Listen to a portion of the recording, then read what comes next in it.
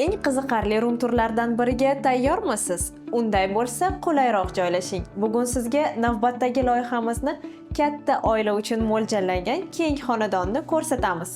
Bu loyihaning o'ziga xosligi shundaki, biz barcha mebellarni to'liq buyurtma asosida yasadik.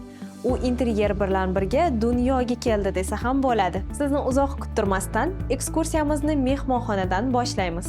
Bu mehmonxona juda keng va yorug'. Bu yerda biz televizor uchun tumba va konsol o'rnatdik. Yopiq shkaflar tufayli saqlashni yengillashtiradi va har qanday vizual shovqinni bartaraf etadi. Aytgancha, kvartiradagi butun mebel uchun asos sifatida biz Ultra Decor brendining LDSP materialidan foydalandik. Bu esa uzoq xizmat qilish kafolatini beradi. Tumba va konsolning fasadlari Frente brendidan, ichki qismi esa premium high-tech jihozlariga ega. Hammasi ortiqcha harakatsiz va shovqinsiz ochilib, yopiladi. Keyingi xona esa oshxona. Garnituramizning fasadlari ham Frente brendidan tayyorlangan. HPL materiali xavfsiz, mustahkam, suvda cho'kmaydi va olovda yonmaydi. Buni tajriba orqali sinab ko'rganmiz. Shkafchalar va tortmalarimiz System brendi tutqichlari bilan to'ldirilgan. Ichida esa yana o'sha high-tech va Italiana ferramenta jihozlari hamda mexanizmlari bor.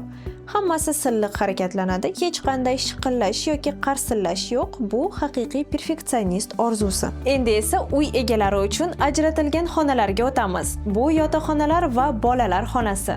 Eng kichkinalar uchun mo'ljallangan xonadan boshlaymiz. Bu yerda biz o'ynash, tasavvur qilish, dars qilish va maroqli vaqt o'tkazishni xohlaydigan amaliy makon yaratishga harakat qildik. Shuning uchun bolalar xonasini yotoqxona va ish zonasiga bo'ldik. Ish zonasida biz devor bo'ylab uzun stol o'rnatdik. Uni tortmalar bilan to'ldirdik, tepaga esa osma shkaflar joylashtirdik. Endi eng asosiysi yotoqxonalarga o'tamiz. Ular juda yorug'. Buning sababi katta derazalar va biz yasagan och rangli mebellar bor. Yotoqxonaning markazida albatta 2 kishilik kravat va yon tumba joylashgan. Ikkinchi yotoqxonada esa xuddi shu mebellarni o'rnatdik. Bu mijozimizning istaklari edi.